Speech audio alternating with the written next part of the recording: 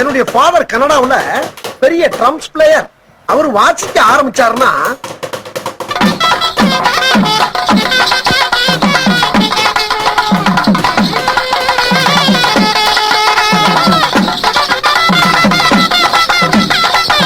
அவருடைய வாசிப்புக்கு மூவ்மெண்ட் பண்ணாதவங்களே இருக்க முடியாது. என்னுடைய ஃபாதர் கனடாவுல பெரிய ட்ரம்ஸ் பிளேயர். அவர் வாசிக்க ஆரம்பிச்சாருன்னா